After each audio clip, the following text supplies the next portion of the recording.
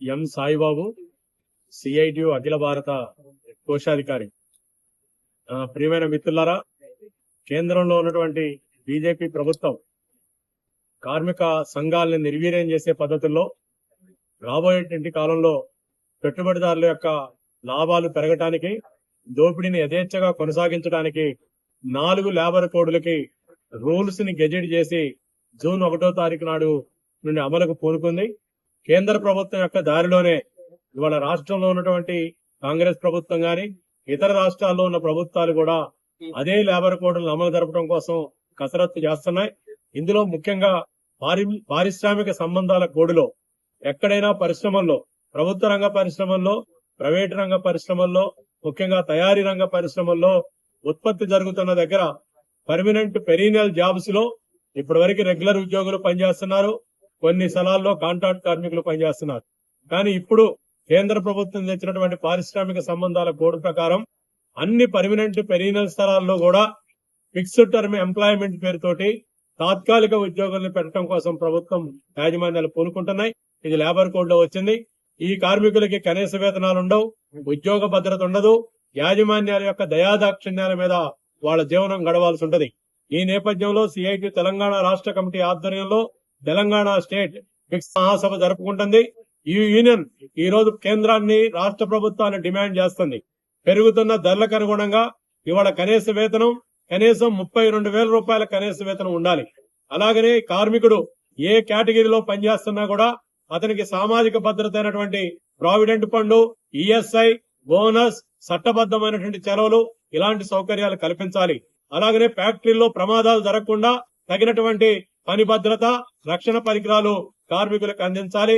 అలాగనే కార్మికులకి ఏదైతే చట్టబద్దమైనటువంటి సౌకర్యాలు అమలు జరిపే దానికోసం కార్మిక శాఖ, ఫ్యాక్టరీల శాఖ చాలా తనిఖీలు నిర్వహిస్తూ పనిచేయాలి. ఇవన్నీ కూడా కొత్త లేబర్ కోడ్లతోటి పక్కకి వెళ్లిపోయినాయి. రాబోయేటువంటి కాలంలో కార్మిక వర్గాన్ని కాపాడటానికి ఇక వేరే దారి లేదు, పోరాటాలు తప్ప ఇంకొక మార్గం లేదు.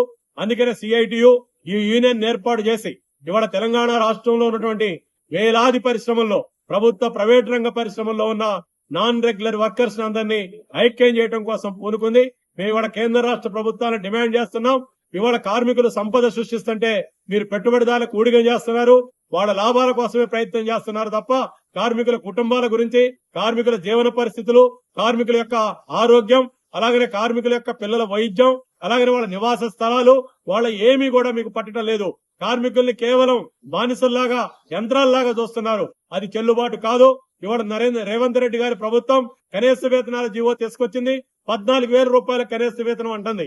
ఇది ఏ రకమైనటువంటి కనీస వేతనం, ఏ చట్టం ప్రకారం కనీస వేతనం? ఇది చాలా అసంబద్ధమైనటువంటి పద్ధతి అనేది మేము చెప్పదలుచుకున్నాం.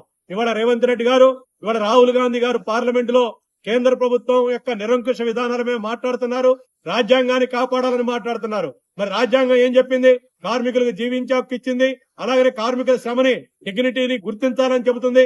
కార్మికుల జీవనోపాధికి సమాన పనికి సమాన వేతనాలు ఇవ్వాలని చెబుతుంది. కానీ ఇవన్నీ ఏమీ పట్టకుండా ఇవాళ రేవంత్ రెడ్డి ప్రభుత్వం, కేంద్ర ప్రభుత్వం దారిలోనే నడుస్తుంది. ఇవాళ కేంద్ర రాష్ట్ర ప్రభుత్వాలు అమెరికా సామ్రాజ్యవాదానికి గులాంగిరి చేస్తున్నాయి, ట్రంప్ కి గులాంగిరి చేస్తున్నాయి. భారతదేశంలో ఇవాళ నయా ఉదారవాద విధానాలు అమలు చేస్తూ కార్మిక హక్కుల మీద, కార్మిక చట్టాల మీద పెద్ద ఎత్తున దాడి చేస్తున్నాయి. ఇవాళ రేవంత్ రెడ్డి గారు చెప్పాలి, ఎందుకు ట్రంప్ గారి పేరు ఇవాళ ఇక్కడ పెడుతున్నారో రహదారికి ఇవాళ చెప్పాలి. మేము అడుగుతున్నాం. ఇవాళ భారతదేశానికి స్వాతంత్రం తీసుకొచ్చిన మహాత్మా గాంధీ జాతిపిత ఉన్నారు. అట్లానే మన దేశంలో మొట్టమొదటి ప్రధానమంత్రి జవహర్లాల్ నెహ్రూ గారు ఉన్నారు. అంటే మీకు ఏళ్ళ పేర్లు ఆ రహదారికి పెట్టడానికి మీకు జ్ఞాపకం రాలేదా? లేకపోతే గుర్తు లేదా? లేదు మీరు ట్రంప్ కి గులాంగిరి చేయడానికే ఉన్నారా? అందుకనే సిఐటి చెబుతుంది, ఎప్పటికైనా రేవంత్ రెడ్డి ప్రభుత్వం తన సామ్రాజ్యవాద అమెరికా అనుకూల విధానాలు విడనాడాలి. అలాగనే మోడీకి భక్తుడిగా మారే విధానాలు విడనాడాలి. ఈ రాష్ట్రంలో కార్మికుల, పేద ప్రజల యొక్క గుండె చప్పుళ్లను వినాలి. అది కనీస వేతనం కావచ్చు, కనీస మద్దతు ధర కావచ్చు, అలాగే గ్రామీణ ప్రాంతాల్లో పేదలకి, వ్యవసాయ కూలీలకి పని ఉపాధి చట్టం కావచ్చు, మహిళల మీద జరుగుతున్నటువంటి దాడులకి రక్షణ కల్పించడం కావచ్చు. ఈ అన్నింటినీ ప్రభుత్వం ఆలోచించాలి. లేనట్లయితే రాబోయేటువంటి కాలంలో సిఐటి ఆధ్వర్యంలో మహత్తరమైనటువంటి పోరాటాలకు సిద్ధమవుతాం. మీ పోలీసులు, మీ నిర్బంధం కార్మిక ఉద్యమాలు ఏమాత్రం కూడా ఆపలేవని తెలియజేస్తూ ఇప్పటికైనా కార్మిక సంఘాలని విశ్వాసంలోకి తీసుకొని తెలంగాణ రాష్ట్రంలో కనీస వేతనాల నిర్ణయం, పని గంటల నిర్ణయం, చట్టబద్ధ హక్కుల నిర్ణయం వెంటనే చేయాలని ప్రభుత్వాన్ని డిమాండ్ చేస్తున్నాం.